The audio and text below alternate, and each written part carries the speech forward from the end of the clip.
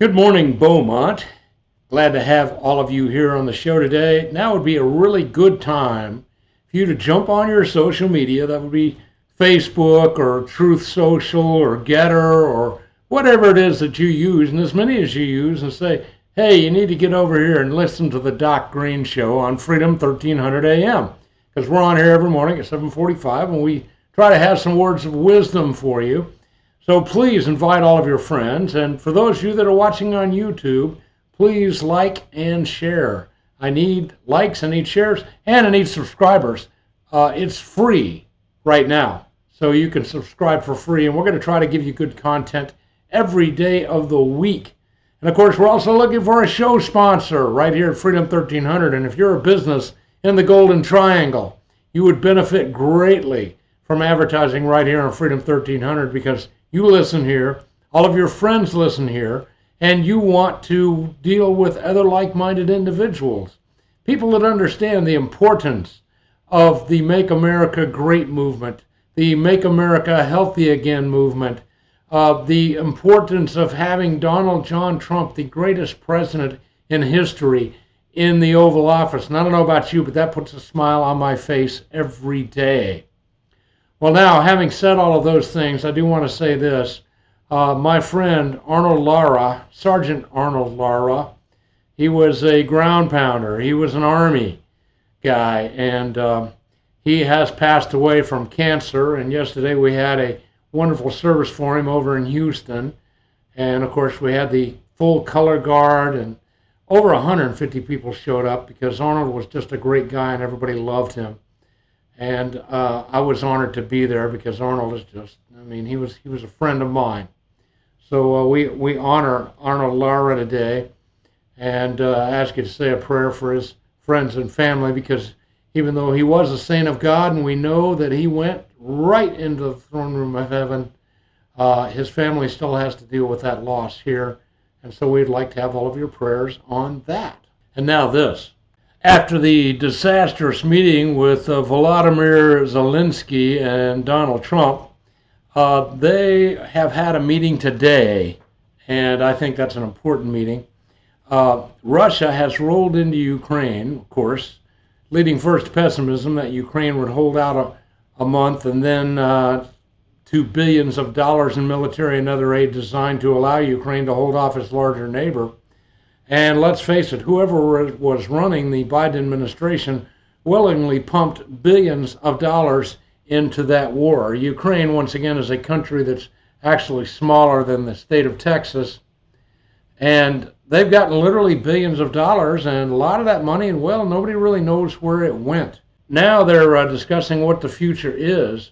Axios, which is a leftist publication, reported on Monday that the break was so severe that during a meeting yesterday on Ukraine, Trump was there to discuss whether or not we should suspend all military aid for Ukraine, and I think that would be an excellent idea. The report has not been verified, but Trump was very upset with the way that Zelensky was acting, and of course we now know also that it appears that Zelensky had already made a deal to give up all of his minerals and the profits thereof to Britain, who put in, I don't know, $2, $3, $4 billion compared to our $350 billion. But it appears that Britain may actually have preempted us and signed a deal to get those materials rights before Donald Trump's inauguration. The question is, should we be involved at all? Donald Trump wrote on Truth Social, "This is the worst statement that could have been made by Zelensky, and America will not put up with it much longer. It is what I was saying. This guy doesn't want peace as long as he has America's backing." And Europe, in the meeting they had with Zelensky, stated flatly, they can't do the job without us. Probably not a great statement to have made in terms of the great show of strength against Russia. What are they thinking? Well, I agree with Donald Trump. Trump said, this guy doesn't want peace. And he's absolutely right, because Donald Trump said, let's have a ceasefire. We can do that right now and work out the details later. And Zelensky said no. The only president who gave none of Ukraine's land to Putin, Russia, is Donald John Trump. Remember that when the weak and ineffective Democrats criticize and the fake news gladly reports on anything they say. On Friday, the game plan had been for Zelensky to sign a deal that would give the United States rights to some of the rare earth minerals in Ukraine. This plan was torpedoed after the meeting. The BBC is reporting that Zelensky is ready to come back to the White House and give deal making on rare earth elements another try. Well, I think that ship has sailed. National Security Advisor Mike Waltz also said the Trump administration will not refuse to discuss peace with Ukraine. He said, we're ready to have those discussions. We've already had it with the Russians in Riyadh, and we're ready to have it now with the Ukrainians, and then we'll engage in some shuttle diplomacy. But we need to hear that latter piece from Zelensky, and it needs to be heard publicly. We also need to hear from Zelensky that he regrets what happened and that he's ready to sign a minerals deal and he's ready to engage in peace talks, Waltz said. I don't think that's too much to ask. Well, ladies and gentlemen, we will see what happens, but I think it's time for us to get the heck out of Ukraine and be done with the whole deal. Let them work it out. That's all I have to say about that. I want to thank Michael Schwartz for this. Democrat Rep. Jasmine Crockett goes too far. Prominent Democrats lack at least 5 essential qualities, says Michael Schwartz: intelligence, wisdom, basic decency, a filter, and a recognition of their own interest. And no one personifies these gargantuan deficiencies more than Democrat Rep. Jasmine Crockett. I'm sorry for all you people that are represented by her. I truly am.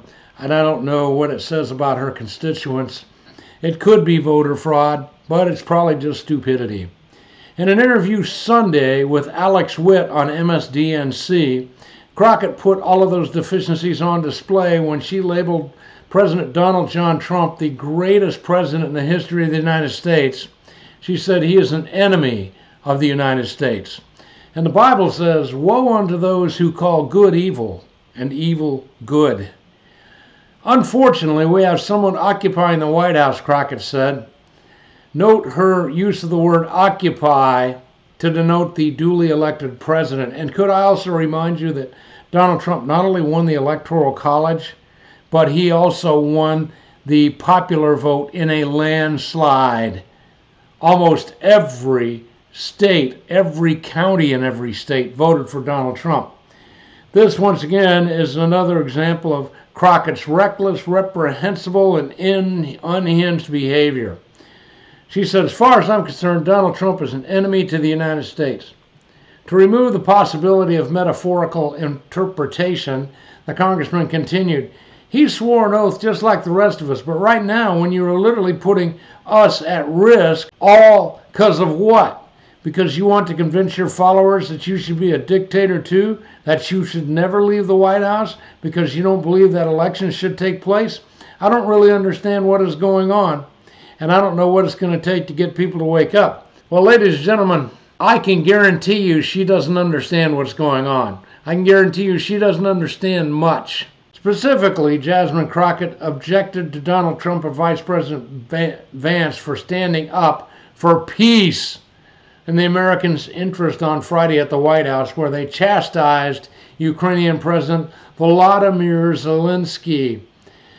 Remember, Zelensky is in year 6 of his 5-year term. Remember that he canceled the elections because he didn't want someone else running Ukraine.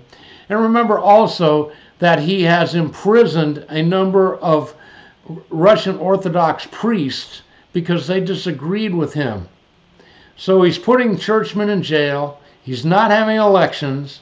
What the heck is that? And this is a war. He's already completely destroyed his youth. He has almost nothing left over there. He has no future because so many of his young men died. That's what's going on, and Donald Trump is sick of it. He wants the war to stop. Apparently, Jasmine Crockett doesn't mind watching all those young men die. As anyone who spent any time on X over the weekend can attest, Trump-hating leftists have lost their minds, and for reasons that few of them have ever articulated in any meaningful detail, they seem to worship Zelensky and the Ukrainian cause. And we, of course, understand those reasons. In short, nearly 9 years of establishment-driven propaganda falsely associating Donald Trump with Russian President Vladimir Putin has pre-programmed the Trump-hating leftists to think about the Russian-Ukraine war in cartoonish terms, as it constitutes a clash between good and evil rather than predictable consequences of the U.S. promising to bring Ukraine into NATO in spite of our promises from decades ago that would never happen. Democrats, they don't care about truth. For reasons that only they know, they have insisted on showcasing Crockett, the most openly racist member of Congress. And Crockett characterized Trump as putting us at risk for seeking peace. I would like to know if she actually is a legitimate member of the Crockett family. I'd like to know what the history of that is, but I don't have time to go into it right now. Worse yet, Donald Trump, the greatest president in the history of the United States, has already survived 2 assassination attempts that we know of, probably more. I know that when he was president, there were many assassination attempts on Donald Trump, and he weathered them all. The good news is, by the way, his personal Secret Service guy, the really tall guy with the black sunglasses that was protecting him in Butler, he is now the head of the Secret Service, so there's some good news. But setting aside Crockett's idiotic commentary on being at risk of losing the peace, and even ignoring for a moment the possibility that her rhetoric could trigger Trump-hating leftists bent on violence to once again make an attempt on Trump's life, one marvels all the while that Crockett and her fellow Democrats have no inclination to control what they say, because they seem to have learned nothing from their defeat in the 2024 election. Democrats, of course, have spent years projecting their own authoritarian tendencies onto Trump. They tried desperately to label Trump as Hitler and call all of us as supporters Nazis. Well, that absurd strategy backfired. After all, contrary to Crockett's past assertions, Americans have more intelligence than the average Democrat politician. Crockett's dictator comments showed that she and her party leaders have learned nothing. She has no filter, and if she had one, she doesn't seem to be inclined to use it. And that means that neither she nor her fellow Democrats can recognize their own interest. So, I don't know about you guys, but if you're listening and you're in Crockett's district, you better hope that Elon Musk pumps some money into that, because she's making y'all look like fools.